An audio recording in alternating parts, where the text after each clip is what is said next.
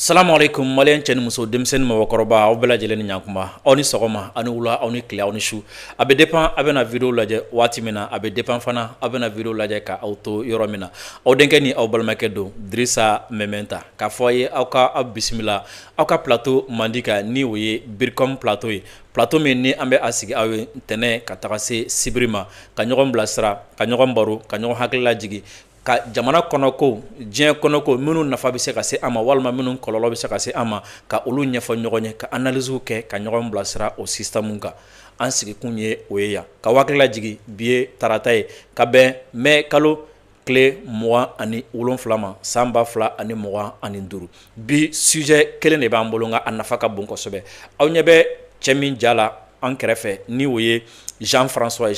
ye Francis service de renseignement n'u b'a fɔ ko DGC a ye baara kɛ yen nɔ san 30 kɔnɔna la o kɔnɔna la a ye témoignage dɔ kɛ ka livre dɔ sɛbɛn o livre in a ye interview dɔ di livre in kan min kɔnɔna la Francis sera ka Kadafi janfa cogo min na Francis service ye Kadafi infiltré cogo min na o y'a infiltré ni prétexte min ye a bɛna damaga o la munna n ye a ka nin kumakan ninnu ta sabula o kun kelenw o bɛ anw fana fɛ yan o mɔgɔ kelenw olu bɛ anw fɛ yan u ma taa o dun donna Kadafi kan ni o tɔgɔ de donc o janfan kelen o fana bɛ anw fɛ yan nɔ o de la n y'a ta walasa k'o kɛ a la o kɔfɛ u bɛ don an ka politique mɔgɔw fana kan sabula caman ko tiɲɛ tɛ ko mɔgɔ tɛ farafinna min bɛ baara kɛ Faransi ye ko journaliste tɛ baara kɛ Faransi ye ko politique mɔgɔ tɛ baara kɛ Faransi ye u bɛɛ b'a kɛ u yɛrɛ ye nka fɛn min ye Jean-François ye u bɛ don politique mɔgɔw kan k'olu recruter cogo min na u b'u manipuler cogo min na ka tila k'u bila u ka baara kɛ u ka jamanaw juguya la a yɛrɛ bɛna da maga a la aw bɛna mɛn a yɛrɛ da ani kuma caman wɛrɛ gundo caman bɛ yen nɔ a bɛna min da kɛnɛ kan min faamuyali bɛ kɛ sababu ye ka kɛlɛ in ka nɔgɔya ma min faamuyali bɛ kɛ sababu ye kɛlɛ min ni an b'a la ka se ka a sebagaya fana nɔgɔya an ye kosɛbɛ o de la n b'a ɲini aw fɛ vidéo a y'a aimer a y'a partager aw ka cœur caman bila aw minnu bɛ yen ko aw bɛ k'an lajɛ nin waati in na an ka page Facebook kan a ye fɛɛrɛ kɛ a ka vidéo aimer a ye commentaire ɲuman bila a ka partage fanga bonya kosɛbɛ min b'a to vidéo a bɛ yɔrɔ jan sɔrɔ sabula tile 30 Facebook ni vidéo in a b'a supprimer ka bɔ yen pepewu o la yanni o cɛ a y'a partager au maximum aw kana ɲinɛ k'aw abonné an ka page Facebook la o tɛmɛlen kɔfɛ ka bɔ yen aw minnu fana bɛ yen a bɛ k'an lajɛ nin waati in na an ka chaîne YouTube kan a ye fɛɛrɛ kɛ aw ka vidéo ka aimer aw ka partager et kɛrɛnkɛrɛnnen na YouTube minnu bɛ k'an lajɛ chaîne kan Mɛmɛnta ka chaîne kan a ye aw abonné an ka chaîne YouTube la o kɔfɛ a y'a ka cloche de notification activer o bɛ kɛ sababu ye n'an ye vidéo kɛ YouTube de bɛ vidéo ci aw ma message fɛ o b'aw kisi recherche jan ma o b'a to aw tɛna taa ɲinini jan kɛ walasa ka vidéo ye o la a ye abonné an ka chaîne YouTube la o kɔfɛ aw ka cloche de notification a ka olu activer Mali kɔnɔ Mali kɔ kan an ka diaspora ka u fo kosɛbɛ u ka dɛmɛ na ka diaspora fo kosɛbɛ u ka wulikajɔ la sabula n'i y'a ye bi émission an bɛ ka se ka kɛ grâce à la diaspora fan dɔ fɛ parce que an bɛ ka émission kɛ ni machine o machine a bɛɛ diaspora ka machine dilenw ye an b'u fo kosɛbɛ k'u waleɲuman dɔn faso kanu faso dɛmɛ ani faso baara la ko u kana saliya ni Ala sɔnna ma an fana an tɛna saliya baara a bɛna na to sen na waati bɛɛ min bɛ a to an mago bɛ laɲini min na jamanako la an bɛ se ka a sɔrɔ cogoya min na wala halisa vidéo a y'a aimer halisa a y'a partager halisa aw ka cœur caman aw ka a bila an ka vidéo kan an ka finitigilaka minnu bɛ yen nɔ AES finitigilakaw minnu bɛ nin waati na k'u bɛ wulikajɔ la jamana ye jamanadenw ye jamana lakana kama dibi la kungo kɔnɔ ji la walima sanfɛ ka bɛɛ lajɛlen fo ka dugawu kɛ a bɛɛ lajɛlen nin tile filɛ na bɛɛ lajɛlen b'a dɔn k'a fɔ ko fɛn min ye jugulamɔgɔ ye minɛn caman dilen don u ma wari caman dilen don u ma k'u kan ka mɔgɔw attaquer tile fila ni waati na a b'a mɛn ko an ka jamana fan dɔ attaquera ko AES fan dɔ attaquera n'olu ye attaque kɛ stratégie dɔnnen don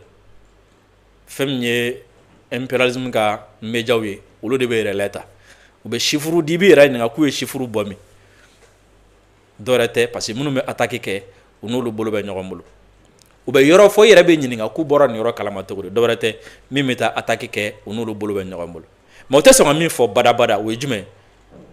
terroriste taara attaque kɛ nin yɔrɔ in na an ka finitigilakaw ye ni mɔgɔ hakɛ min faga u la an ka finitigilakaw y'u gɛn u ma se ka yɔrɔ minɛ u t'o fɔ u bɛ mun fɔ terroriste nana attaque kɛ u yɛrɛ filmer yɔrɔ la walima u yɛrɛ filmer yɔrɔ kɛrɛfɛ o tɛ objectif ye o objectif ye ka sebaga de sɔrɔ nka e y'i to kɛlɛ la k'i yɛrɛ filmer k'a ci dɔ ma o tigi y'a bɔ o la a bɛ kɛ mɔgɔ kɔnɔ ko kɛlɛ in bɛɛ la a bɛɛ ye nin dɔrɔn de ye o campagne de dénigrement talen don nin tile filanan k'an ka armée sɛgɛrɛ kosɛbɛ surtout AS armée a talen don k'u sɛgɛrɛ kosɛbɛ o la an b'a ɲini bɛɛ lajɛlen fɛ an ka jɛ k'an tɛgɛ di ɲɔgɔn ma walasa nin manamanakan minnu bɛ yen walasa nin jatigɛli wale minnu bɛ ka kɛ kunnafoni di sira fɛ parce que an bɛ ka terrorisme min kɛlɛ ɲɛda fila de bɛ a la marifa bɛ minnu bolo ani micro bɛ minnu bolo marifa bɛ minnu bolo olu bɛ jatigɛ kɛ micro bɛ minnu fana bolo olu fana bɛ jatigɛ kɛ ka dugawu kɛ nin waati na nin tile filanan fɛn min an ka centre mɔgɔ interfleuve message ka ca min bɛ se an ma u bɛ message ci an ma u b'an wele k'a fɔ ko degun b'u kan kosɛbɛ an b'a dɔn finitigilakaw b'a kalama u b'a fɔ degun b'u kan an ye armée wele an ye commandant wele an ye maire wele an b'a fɔ bɛɛ lajɛlen armée bɛ a kalama ni ala sɔnna ma an b'an da fara aw da kan walasa wulikajɔ ka kɛ joona degun min bɛ aw kan a degun ka se ka wuli sabula an tɛ bɔ n'a bɛɛ ye kɛnɛma mɔgɔ mɔgɔ b'an wele an tɛ se k'a bɛɛ kuma fɔ kɛnɛma mɔgɔ mɔgɔ bɛ message ci an ma an tɛ se ka bɔ ni a bɛɛ ye kɛnɛma sabula fɛn kelen ye tiɲɛ mɔgɔ caman bɛ degun b'olu kan olu b'i wele nka tiɲɛ min fana bɛ ka fara o kan o ye jumɛn i t'i welebaa bɛɛ dɔn i t'i welebaa bɛɛ ka objectif dɔn i t'i welebaa bɛɛ ka laɲini dɔn o de la an tɛ se ka bɔ n'a bɛɛ ye an tɛ se k'a bɛɛ fɔ nka an se ye min ye ni mɔgɔ mɔgɔ ye kunnafoniya min di an ma k'a fɔ ko nin ko in bɛ nin yɔrɔ in na a kan ka se yɔrɔ min na an b'a se yen olu kan ka sɛgɛsɛgɛli min kɛ u b'o kɛ u kan ka labɛn min fana kɛ u bɛ o labɛn kɛ o la an b'a ɲini an welebaaw ni message cibaw fana fɛ u k'o faamu sabula ne b'a dɔn an yɛrɛ b'a dɔn an ka numéro bɛ terroriste bolo u bɛ se k'an wele ka kunnafoniya jugu di an ma an b'o kalama i n'a fɔ an ka numéro bɛ an terilakaw bolo ani minnu degunnen don cogo min na an ka numéro b'olu bolo olu fana bɛ se k'an wele ka kunnafoniyaw di an ma nka an ka baara ye jumɛn a bɛ kunnafoniya fɛn fɛn ci an ma an ka téléphone fɛ an b'a bɛɛ lajɛlen se a seyɔrɔ la wa a bɛɛ lajɛlen fana de bɛ sɛgɛsɛgɛ walasa wulikajɔ ka se ka kɛ k'a sɔrɔ aw ma degun sɔrɔ anw ma degun sɔrɔ minnu fana bɛ taga olu fana ma degun sɔrɔ nka an bɛ dugawu kɛ ni ala sɔnna ma nin tile filɛ na wulikajɔ minnu bɛ sen na sabula fɛn min ye premier ministre ye a y'a fɔ assemblée kɔnɔna la ko degun bɛ jamana fan o fan fɛ nin waati na ko programmation kɛlen don opération labɛnnen don ka taga a bɛɛ lajɛlen na fɛn min ye centre mɔgɔ minnu bɛ k'an wele an b'a f'u ye ko jamana a b'a kalama ni ala sɔnna ma wulikajɔ min kan ka kɛ u b'o kɛ walasa aw kan ka se ka lafiya cogo min na halisa an bɛ an dɛmɛbagaw fo aw minnu bɛ Amérique Canada Angleterre Irlande Faransi Allemagne Belgique fo ka taga se Italie ma ni aw bɛ fɛ ka wari ci kana Mali la a y'aw gɛlɛya a ka application Sendwave a k'a télécharger n'a y'a télécharger k'a sigi aw ka téléphone kɔnɔ k'a dayɛlɛ a b'aw inscrit aw ka inscription kɔfɛ aw bɛ taga aw ka profil kɔnɔna la code promo a b'a sɛbɛn Drissa 10 n'a ye Drissa 10 utiliser comme code promo aw siɲɛ fɔlɔ Sendwave bi aw bisimila ni 10 € ye gratuitement wa aw ka wari ciko fɔlɔ Sendwave fɛ kana Mali la o fana ye fufalaki aw tɛ wari sara o la et surtout bɛɛ lajɛlen b'a dɔn ko seli setɔla don seli musakaw aw bɛ se ka wari ci Sendwave la kalo la fo 10 000 € o la saga sɔngɔ ni fini sɔngɔ ni a bɛɛ a bɛ se ka bɛɛ ci Sendwave la ciko fɔlɔ o ye fufalaki ye wa n'a bɛ ciko fɔlɔ kɛ code promo Drissa 10 n'a y'o fana utiliser 10 € bɛ bila aw kun gratuitement ni ciko fɔlɔ bɔra la aw minnu bɛ Europe kɔnɔna la 1,99 € aw bɛ o dɔrɔn de sara Sumi création ale ye tailleur min ni a bolonɔ ka ɲi kosɛbɛ a bɛ se kalali la a hakili sigilen don n'a ye fini kala ka don i kan na nisɔndiya dan y'i ta ye sabula n'a ye fini kala ka don i kan na i yɛrɛ bɛ nisɔndiya i yɛrɛ kɔrɔ mɔgɔ wɛrɛw fana bɛ nisɔndiya i kɔrɔ ka i ka fini ka kala ka don i kan na k'i kɛ sanubirini ye a ye aw wasa don Sumi création na a ka téléphone numéro 76 72 66 85 o ye Sumi création ka numéro ye boisson énergétique Promax ale ye boisson min ni a mindala ka ɲi a ka ɲi hakili ma a ka ɲi farikolo ma aw sɛgɛnna aw mago bɛ lafiya la walasa ka se ka énergie sɔrɔ a ye aw gɛlɛya aw ka boisson énergétique Promax kɛ aw taala ye a ka fisa aw ma kosɛbɛ farikolo a bɛ ale lafiya a bɛ hakili dayɛlɛ wa a mindala fana ka di kosɛbɛ kosɛbɛ kosɛbɛ o la ka ɲini aw fɛ aw ka vidéo aw ka aimer ka partager ka cœur caman bila n y'o fɔ aw ye n ko aw ɲɛ bɛ cɛkɔrɔba min sigilen na an kɛrɛfɛ n'o ye Jean François Luller ale ye Faransi service de renseignement DGC o baarakɛla kun don a ye san 30 de kɛ a kɔnɔ bi a bɛ retraite la nka Libi bi bin waati min na Faransi ye mɔgɔ minnu bila ka taga Libi bin premièrement a ye mɔgɔ minnu infiltré a ka service de renseignement mɔgɔw la walasa ka don Kadhafi kun ka se ka information sɔrɔ Jean-François ale bɛ a la o kɔfɛ kɛlɛ daminɛnen Faransi ye mɔgɔ minnu fana bila ka taga Libi kɛrɛfɛ jamanaw la ka mercenaires recruter ani ka tila ka Libyen minnu fana bɛ yen k'olu recruter k'olu muruti ka moyen d'u ma olu ka taga Libi ka taa Kadhafi kɛlɛ nin cɛ in bɛ o fana la Faransi bɛ mɔgɔ minnu fana utiliser ka politique mɔgɔw recruter ka u utiliser u ka jamanaw contrôle la nin cɛ in ale bɛ o fana la a ye livre dɔ kɛ livre ni ma fili livre in tɔgɔ ye ko l'homme de Tripoli a ye interview dɔ di interview min kɔnɔna la a donna Kadhafi u donna Kadhafi kan ni kan min ye n'u sera ka Kadhafi sɔrɔ a bɛ na fɔ a kɔnɔna la mun na n b'a ta parce que u donna Kadhafi kan ni kan min ye u ka mɔgɔ dɔ bɛ fɛ ka don anw kan ni o kan kelen hali n'a sɔrɔ n'u bɛ fɛ k'u tile ka bɔ jamana wɛrɛw fɛ ka n'an fɛ parce que ni min ye Benin ka kumaw mɛn ka CEDEAO ka kumaw mɛn a b'a kɔnɔna la u donna Kadhafi kan ni kuma min ye o kuma kelenw de bɛ Benin da o kuma kelenw de bɛ CEDEAO da o kuma kelenw de fana bɛ CEDEAO ka communicateurs da u donna Kadhafi kan ni o de ye ka se ka Kadhafi ka secrets dɔnya ka Kadhafi kɛlɛ ka se a la o dun bɛ fɛ k'a fɔ k'u bɛna don AES kan ni o sira fana ye o ye fɔlɔ ye an y'a choisi min na a filanan ye min ye mɔgɔw ko ko tiɲɛ tɛ n'an ko ko politique mɔgɔ dɔ bɛ baara kɛ Faransi ko ko tiɲɛ tɛ n'an ko kunnafonidila dɔ bɛ baara kɛ Faransi ko tiɲɛ tɛ a bɛna mɛn Jean-François Luller da k'a fɔ ko effectivement ale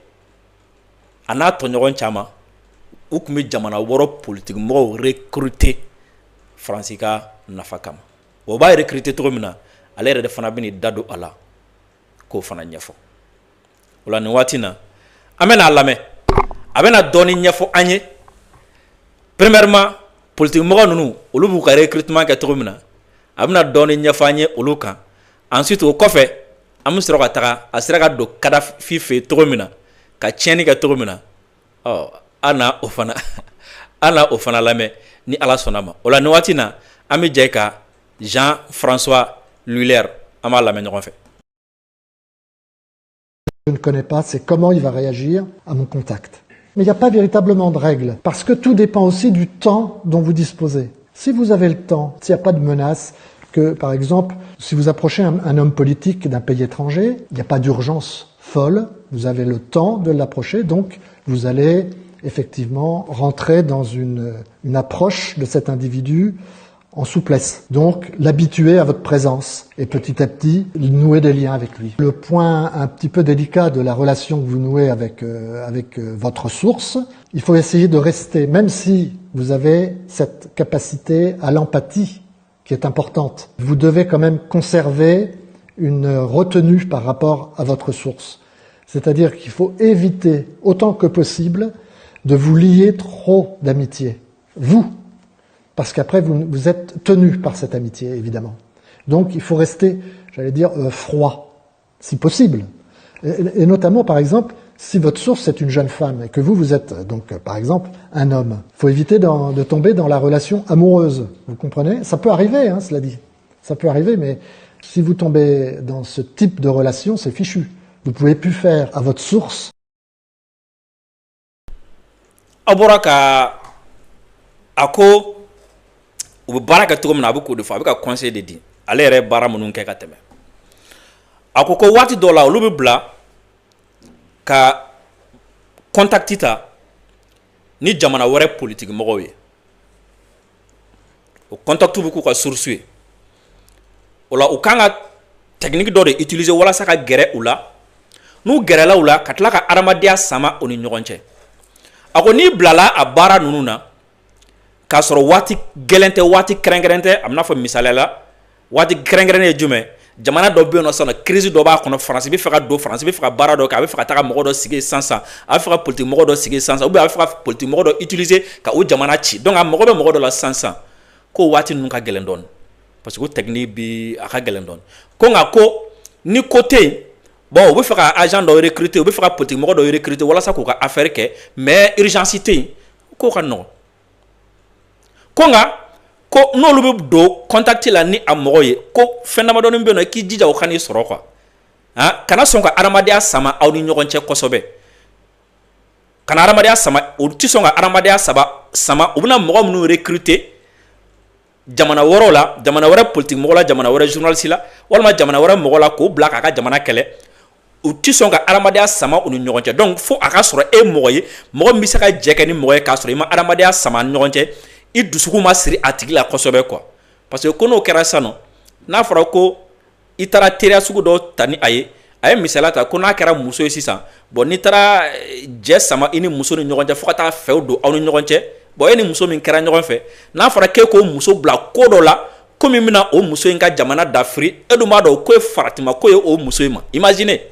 donc fɛn yɔrɔ bɛna yala donc o kama i ti sɔn k'o kɛ parce que e b'a dɔn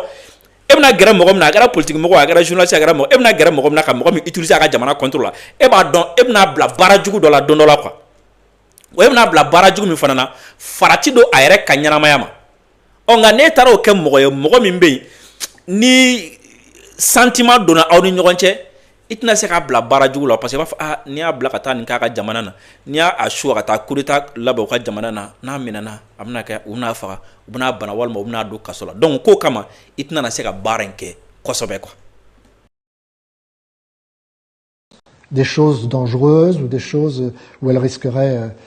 sa vie ou trahir son pays, etc. Ça devient compliqué. Mais en ce qui me concerne, j'en ai pas eu de conscience, non. J'ai toujours eu la chance de ne pas aller au-delà d'une frontière, de respecter cette frontière à ne pas dépasser. Ce qui ne veut pas dire que votre source, elle, peut penser au contraire, doit penser que vous êtes super copains, super amis, etc. Est-ce que ma couverture a déjà été dévoilée? J'allais dire, quand on est en ambassade, souvent, on est non seulement sous couverture diplomatique, mais on est aussi, et ça complique les choses, on est souvent déclaré comme tel, c'est-à-dire comme officier des services spéciaux, déclaré au service de police local du pays dans lequel on travaille et dans lequel on doit recruter des sources. Donc on fait des recherches sur nous, donc en fait notre couverture ne tient pas une seule seconde. La couverture, c'est ce qui permet à un espion de paraître, j'allais dire, normal aux gens qui pourraient croiser dans la vie. Par exemple, la couverture la plus utilisée pour les officiers traitants qui travaillent à l'étranger, c'est souvent une couverture de diplomate. C'est-à-dire qu'on nous donne un passeport diplomatique, on travaille en ambassade, mais en fait, on n'est pas des vrais diplomates. Dans le livre que j'ai écrit, L'homme de Tripoli, j'ai utilisé, si vous voulez, mon expérience pendant la guerre de Libye, début des années 2010.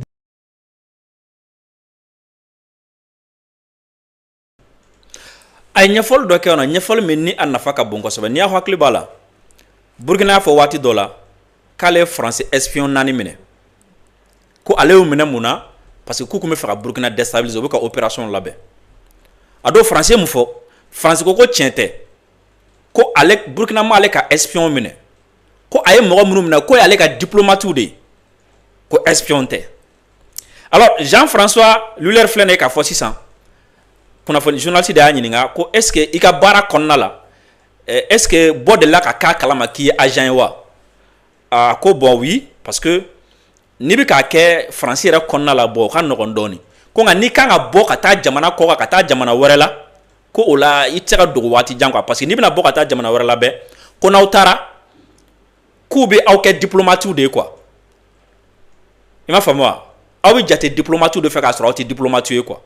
donc n'e nana sisan nɔ bɛɛ b'a fɔ k'i ye diplomate ye diplomatiw kan ka carte ni fɛn fɛn sɔrɔ bɛɛ bɛ di e ma mais e tɛ diplomate ye e ye espion de o la n'i minɛna sisan n bɛ k'o fara a kan n'i minɛna a fɔ non non e tɛ espion ye diplomate de don o la hali n'i taara kojugu kɛyɔrɔ la n'i bolila polisiw tɛna se k'i minɛ u tɛna se k'i minɛ k'i datugu parce que i ye diplomate ye alors que Burkina bɛ minɛni kɛ waati min na Burkina k'a ye espion minɛ Faransi ko cogo di non non k'ale ma espion minɛ ko Burkina ma espion minɛ k'a ye jɔn minɛ k'a y'ale ka diplomatiw de minɛ vous voyez ici donc u bɛ nale diplomatie sira de fɛ u bɛ na ambassades de kɔnɔ u b'u bila ka na ambassades kɔnɔ comme diplomatiw o la n'u nana ka jamana kan comme diplomatiw mais diplomatiw tɛ a ko mais ko mun b'a to mɔgɔ bɛ bɔ a kalama parce que ko n'olu nana u obligé len don n'u bɛ taga jamana min na u k'a f'u jamana ye u bɛ bɔ service min na donc n'olu y'a fɔ yɔrɔ min na jamana min na sisan ko bon anw nana an ye diplomate mais anw ka service source o ye force spéciale ou bien corps spécial des trucs quelque chose comme ça o la ye mɔgɔw nalɔmaw tɛ o olu bɛna a dɔn quoi.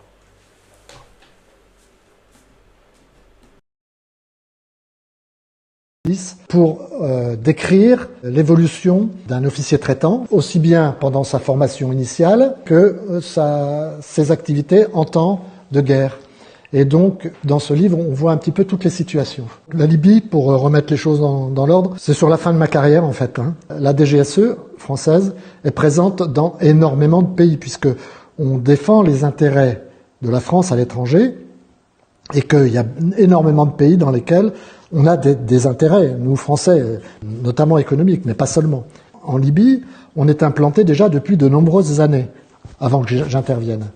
Mais quand moi j'arrive, en 2009, je suis chargé, si vous voulez, toujours de lutter contre le terrorisme. Et donc, de développer avec les Libyens la lutte contre les terroristes que l'on appelle AQMI, qui était Al-Qaïda au Maghreb islamique, qui était très actif en Afrique du Nord, et notamment dans les maquis algériens, ce qu'on a appelé le GIA.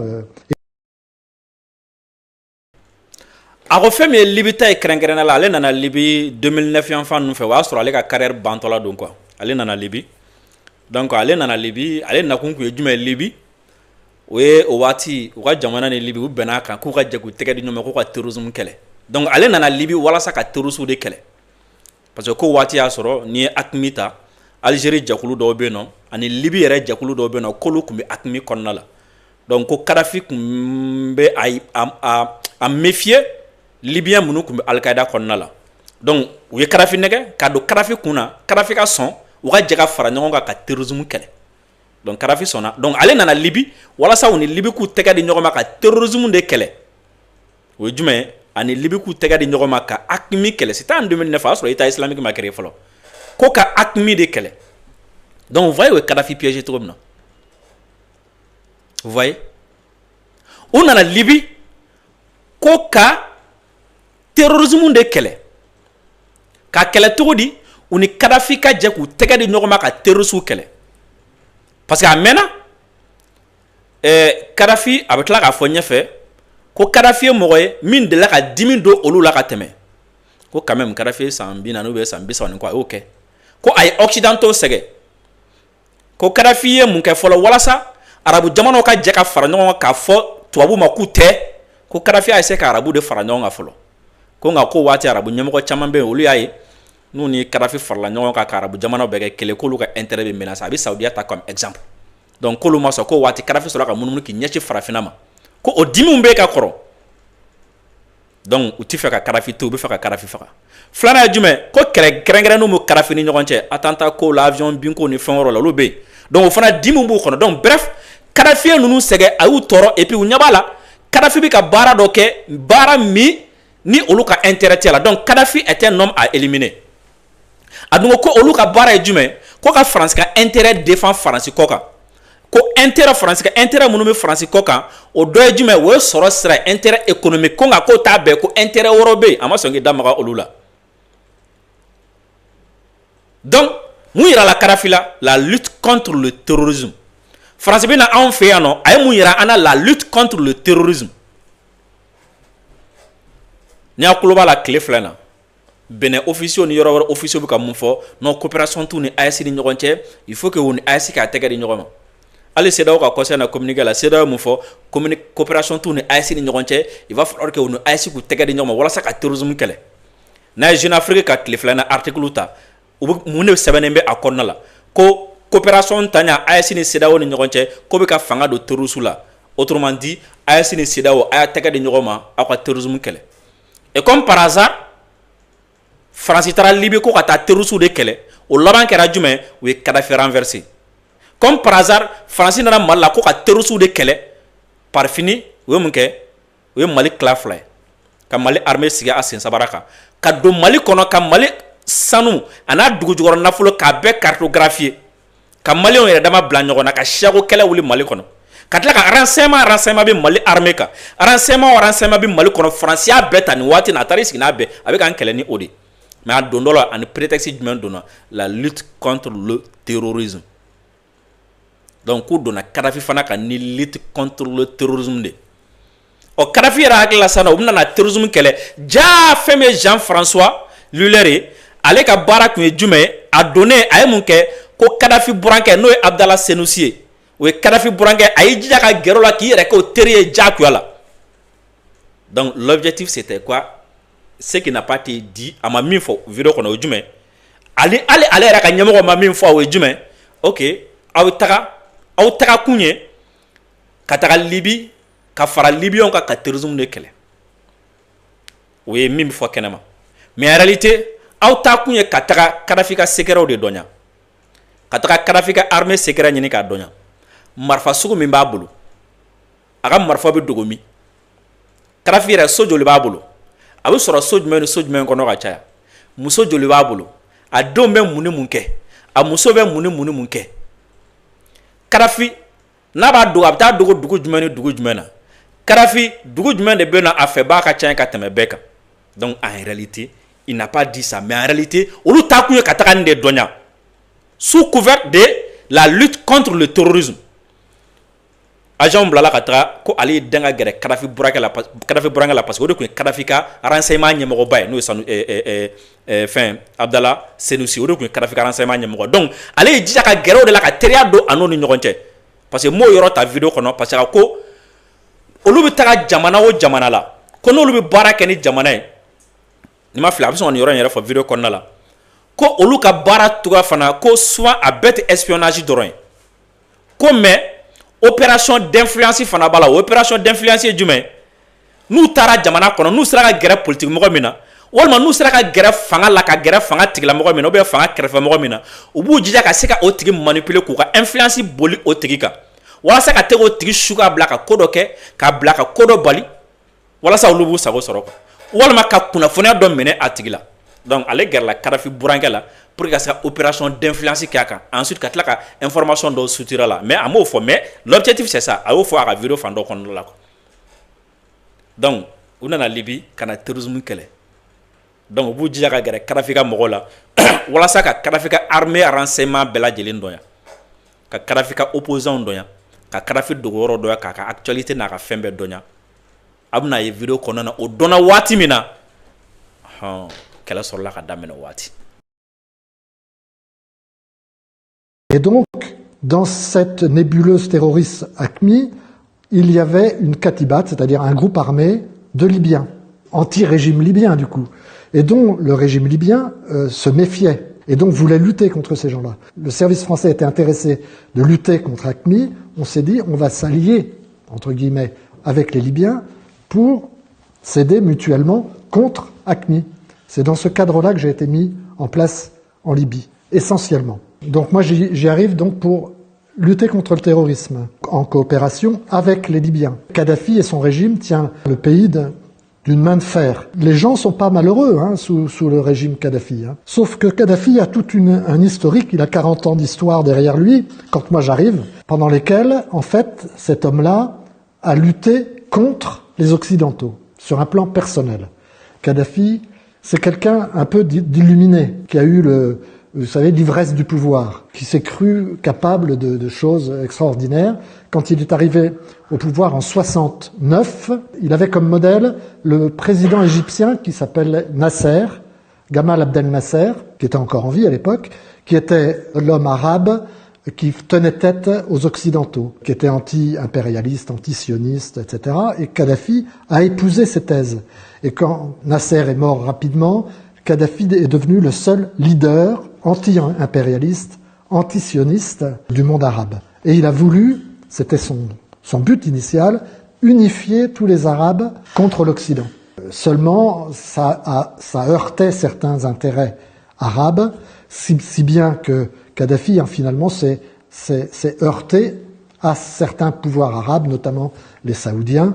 qui n'étaient pas du tout sur la même longueur d'onde. Donc il n'a pas réussi à unifier le monde arabe, et c'est ce qui explique la raison pour laquelle il s'est tourné vers le continent africain et qu'il est devenu, quelques années plus tard, ce qu'il appelait le roi des rois d'Afrique. Vous voyez, c'était une sorte de mégalomane, cet homme-là, Kadhafi. Et donc, son livre vert est arrivé dans les années 70, où il a théorisé sa vision d'un monde arabe tel qu'il l'a imaginé et mis en œuvre, notamment, et seulement, en Libye. Il n'accepte pas, Kadhafi, d'opposition intérieure. C'est l'opposé de la démocratie qui est le modèle que le monde occidental propose. Et donc il s'oppose à ce modèle occidental. Il s'oppose à la démocratie occidentale. Et pour s'y opposer, il utilise des moyens terroristes. Il n'est pas tout blanc, le Kadhafi, quand même. Kadhafi a été responsable, a été jugé responsable, enfin la Libye a été jugée responsable de l'attentat contre l'avion de Lockerbie, là, 300 et quelques morts, et l'avion français aussi au-dessus du Ténéré, au Niger, 170 morts. Donc le monde occidental réagit à ça, met le pays de la Libye sous embargo, un embargo qui a duré une bonne dizaine d'années, jusqu'au début des années 2000. Et au début des années 2000, Kadhafi a fait amende honorable et a décidé de ne plus utiliser le terrorisme. Il a fait marche arrière au moment des World Trade Center. Il a proposé son aide technique aux Américains, quand les Américains ont été visés par cet attentat de masse, on va dire. À partir de ce moment-là, il a donc fait un pas vers les Occidentaux et les sanctions internationales ont été progressivement levées. La Libye, sur un plan géographique et historique, est placée au niveau du continent européen sur la voie quasiment naturelle des Africains du centre ou de l'ouest qui veulent venir en Occident. Au départ, Kadhafi utilisait les mouvements de population comme ça, c'est-à-dire il ouvrait les vannes ou il fermait les vannes de migrants contre l'Europe. C'est-à-dire quand les Européens l'embêtaient, il laissait passer les migrants. Quand il était copain